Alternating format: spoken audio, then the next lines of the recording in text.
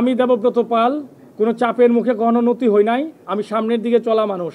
কাজেই নির্বাচন তো অবশ্যই কোনো খারাপ জিনিস তো গ্রহণ করার উপায় থাকে না, ডেফিনেটলি বর্জনই করতে হয়। আমার অভিজ্ঞতায় আমি কোনোদিন শুনিনি, আপনারা শুনেছেন কিনা তাও আমাকে জানাবেন। আজকে যেটা করা হয়েছে এটা সম্পূর্ণ প্রভাবিত একটি নির্বাচন। এই নির্বাচন শুধুমাত্র ফিক্সিংয়েই নয়, এর ভেতরে আরও গভীর কিছু রয়েছে। আমি আপনাদেরকে শুরুতেই বলেছিলাম যে আমি শেষ পর্যন্ত খেলব। আমি কিন্তু প্রথম দিনেই এই ঘোষণা দিয়েছিলাম। গতকালকেও আমি বলেছি, আজকে সকালেও আমি বলেছি যে আমি শেষ পর্যন্ত দেখব। সেই সঙ্গে আমি এটাও কিন্তু বলেছি, বারবার বলেছি, ক্যাটাগরি 1 এবং 2-এ যেভাবে নির্বাচন হয়েছে তা কখনোই গ্রহণযোগ্য নয়। নির্বাচন শুধুমাত্র নির্বাচনের দিন আপনারা যে ব্যালট পেপার দেখেন সেটা নির্বাচনের রায় কিন্তু নয়। ক্যাটাগরি 3-এ যদি আপনি দেখেন, ক্যাটাগরি 3-এ সাবেক 15 জন ক্রিকেটার থাকেন, 5 জন এনএসসির ভোটাররা থাকেন, বিশ্ববিদ্যালয়ের 9 জন থাকেন, শিক্ষা বোর্ডের 8 জন থাকেন, বাকিরা বিভিন্ন সার্ভিসের সংস্থার, সব মিলিয়ে 45 জন। আমি দীর্ঘকাল যাবৎ এই ক্রিকেটের সঙ্গে জড়িত একজন সংগঠক হিসেবে, দীর্ঘদিনের কাউন্সিলর হিসেবে আমি বাংলাদেশ ক্রিকেট বোর্ডের এই নির্বাচন প্রক্রিয়ার সঙ্গে দীর্ঘদিন জড়িত। আপনারা অনেকে প্রশ্ন করতে পারেন, আপনি কেন তাহলে শেষ পর্যন্ত থাকলেন, আপনি আগে কেন বর্জনের ঘোষণা দিলেন না? আমি এই নির্বাচনকে কেন্দ্র করে বাংলাদেশ ক্রিকেট বোর্ডের সম্মানিত সভাপতির সঙ্গে অনেকবার আমি কথা বলেছি। একটি শুধু বারবার বলেছি যে নির্বাচন যেন নিরপেক্ষ হয়। যেহেতু আপনি কাউন্সিলর ক্রিকেট বোর্ড নির্বাচন করেন এবং বোর্ড সভাপতি নিজে 5 জন অধিনায়ক নির্বাচন করেন, আমি তার নৈর্ব্যক্তিক অবস্থান সব সময় চেয়েছিলাম।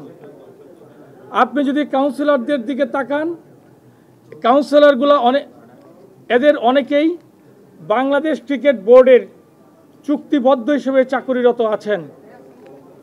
তারপরও আমি কিছু বলিনি। পরবর্তীতে শিক্ষা বোর্ডগুলো যদি দেখেন, সব কিছু মিলিয়েই কিন্তু গত প্রায় 2 মাস যাবৎ আমার নির্বাচনের অত্যন্ত প্রিপারেশন ছিল। নির্বাচনের ফলাফল সম্পর্কেও আমি জানতাম, কিন্তু নিচে নামতে নামতে এত তলানিতে পৌঁছাবে এটা একজন সংগঠক হিসেবে, একজন সাবেক ক্রিকেটার হিসেবে এটা আমি কখনোই অনুভব করতে পারিনি। আজকে যে নির্বাচনের ফলাফল হয়েছে সেটা সম্পূর্ণ প্রভাবিত।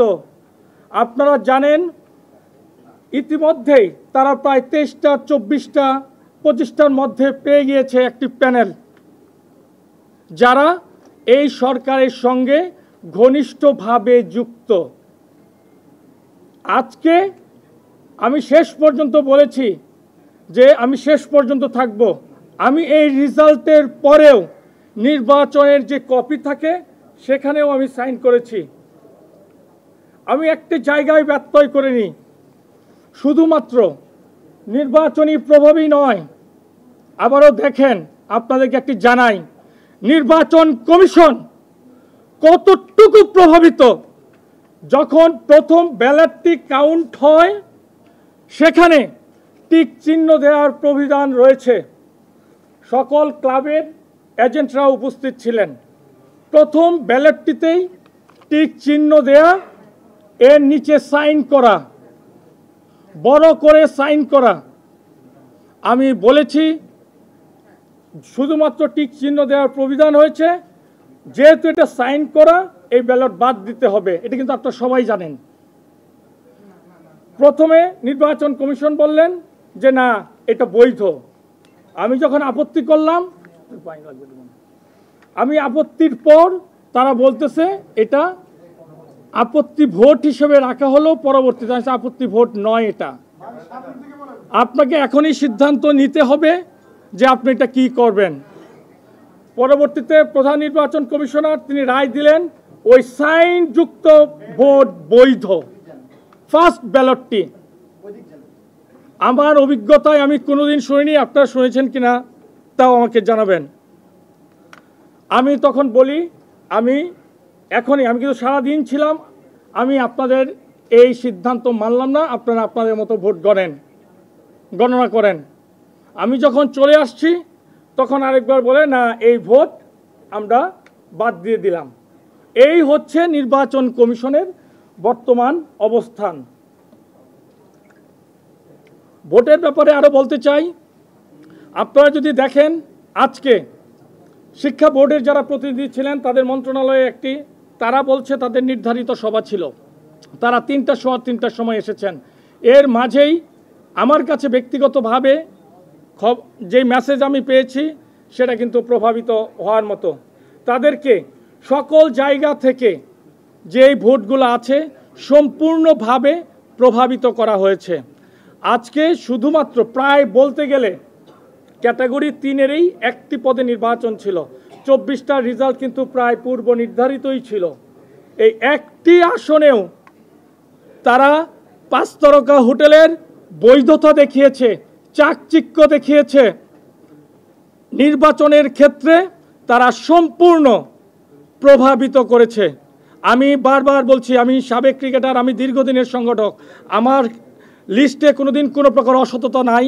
আমি আপনাদের সামনে দাঁড়িয়ে বলতে পারি আজকে যেটা করা হয়েছে এটা সম্পূর্ণ প্রভাবিত একটি নির্বাচন, যা শুধুমাত্র বাংলাদেশ ক্রিকেটকেই তলানিতে নেওয়ার ইঙ্গিত বহন করে না। বাংলাদেশের ক্রিকেট বোর্ডের মতো একটি প্রতিষ্ঠানে যদি এ ধরনের নির্বাচন হয়, প্রভাবিত নির্বাচন হয়, আমি মনে করি এটা আগামীর গণতন্ত্রের জন্যে অশনি সংকেত। আমাদের প্রতিটি প্রতিষ্ঠান, রাজনৈতিক দলগুলো যদি এটা অনুভব করতে পারে তাহলেই কিন্তু গণতন্ত্রের সঠিক পথে বাংলাদেশ থাকবে। আপনাদের কাছে অনুরোধ করছি, বাংলাদেশ ক্রিকেট বোর্ড যেই জায়গায় পৌঁছেছে, যাদের হাতে বাংলাদেশ ক্রিকেট বোর্ডের দায়িত্ব যাচ্ছে, তারা আপনারা সহজেই অনুধাবন করতে পারবেন বাংলাদেশ ক্রিকেটের অবস্থান কোথায়। তারা সব কিছু নিশ্চিহ্ন করে দিতে চাচ্ছে, তারা কাউকে, বিরোধী মতের কাউকেই তারা রাখতে চাচ্ছে না। আজকের এই নির্বাচন এতেই প্রতীয়মান হয়। আপনারা দেখেন সাবেক ক্রিকেটার কারা এসেছে, সাবেক ক্রিকেটার কারা এসেছে। আমাদের একজন ক্রিকেটার কিন্তু একটা ফিক্সিংয়ের কথা বলেছিলেন, নির্বাচন ফিক্সিং। আমি দৃঢ়ভাবে বলতে চাই এই নির্বাচন শুধুমাত্র ফিক্সিংয়েই নয়, এর ভেতরে আরও গভীর কিছু রয়েছে। আপনারা এটার অনুসন্ধান করাটা অত্যন্ত প্রয়োজন। আপনি যদি দেখেন ক্রিকেটার হিসেবে কারা এসেছে, আমরা চাই 15 জন কাউন্সিলর কারা হবে, দেশ বরেণ্য ক্রিকেটার। যারা কাউন্সিলর হয়েছেন তারা অবশ্যই জাতীয় দলের খেলোয়াড়, তাদের প্রতি অবশ্যই সম্মান রয়েছেন। কিন্তু ক্রিকেট বোর্ডের যারা চাকুরিরত থাকেন, এই কাউন্সিলের সাধারণ সদস্যরা কিন্তু সাধারণ পরিষদে তারাই কিন্তু বাজেট সহ সকল পরিকল্পনা পাশ করবেন। বিসিবির এমপ্লয়ি হয়ে আপনি সেই পরিকল্পনা পাশ করছেন, যাদের নামে আইসিসি থেকেও বিভিন্ন সময় বিভিন্ন ধরনের অভিযোগ এসেছে, তাদেরকেও কাউন্সিলর করা হয়েছে। আমি কিন্তু একটি বার কোনো ক্রিকেটার সম্পর্কে কিছু বলিনি। আজকে বাংলাদেশ ক্রিকেটের সার্বিক, আমরা যদি একটা নারী ক্রিকেটারও দেখবেন না যে জাতীয় দলের মধ্যে আছে। ক্রিকেট বোর্ডের কনস্টিটিউশন জাতীয় প্রথম শ্রেণীর ক্রিকেটার, একটা প্রথম শ্রেণীর ক্রিকেটারও নাই। যেই লিস্টটা করা হয়েছে এটা খুব সুপরিকল্পিতভাবেই এই লিস্টগুলো করা হয়েছে। কাজেই আপনারা জিনিসগুলো, এটা শুধু ক্রিকেট বোর্ডের ক্ষেত্রে। এনএসসির কাউন্সিলর কারা আপনারা জানেন। এনএসসির কাউন্সিলর আজকে সারাদিন নির্বাচন অত্যন্ত সুন্দরভাবে উপভোগ করেছেন। শিক্ষা বোর্ডের কাউন্সিলররা 3টার দিকে তারা ভোট দিতে এসেছেন। আমরা অনেক কিছুই বুঝি, আপনারাও অনেক কিছু বোঝেন। আপনি যেটা বলেছেন, এই নির্বাচন প্রক্রিয়ার সঙ্গে ক্রিয়ার সর্বোচ্চ ব্যক্তি জড়িত। তিনি বিভিন্ন সময় মিটিং করছেন, তিনি স্টেটমেন্টও দিচ্ছেন। কাজেই বাংলাদেশ ক্রিকেট বোর্ডের অবস্থানটা কোথায়, কোন দিকে যাচ্ছে সেটা আপনারা বিবেচনা করবেন, এটা আমার বক্তব্য। আমি যদি এখন নির্বাচন বর্জনের কথা বলি, আমি কিন্তু সব সময় বলছি, আমি সব সময় বলেছি, আমি শেষ পর্যন্ত থাকব। প্রতিটা সময় আপনাদেরকে বলেছি, আমি সকল প্রতিবন্ধকতা সম্পর্কে কিন্তু আমি জানতাম, কিন্তু আমি চেয়েছি যে শেষ পর্যন্ত থাকি, ক্রিকেট বোর্ডের আসল চেহারাগুলো সবাই দেখুক। আজকে সারা জাতি ক্রিকেট বোর্ডে কি হয়েছে, গত ক্যাটাগরি 1-2 সম্পর্কেও আমি প্রতিবাদ মুখর ছিলাম। 3 একজন মাত্র ডিরেক্টর হইতো, ক্যাটাগরি 1-এ 10 জন, 2-এ 12 জন, এনএসসি থেকে 2 জন, 24 জন। ক্যাটাগরি 1-এর রেজাল্টটাও তারা এভাবে নির্বাচনটা অনুষ্ঠিত করলেন। কাজেই নির্বাচন তো অবশ্যই কোনো খারাপ জিনিস তো গ্রহণ করার উপায় থাকে না, ডেফিনেটলি বর্জনই করতে হয়। না এটা আপনারা অনুসন্ধান করেন, আপনাদেরও কিছু দায় আছে, আপনারা অনুসন্ধান করেন, আপনারা জানবেন আপনাদের অনুসন্ধান আরও হয়তো গভীর কিছু দিবে। আমি দেবব্রত পাল কোনো চাপের মুখে গণনতি হই নাই, আমি সামনের দিকে চলা মানুষ, আমি প্রগতির পথে সামনের দিকেই আমি যাব। Thank you.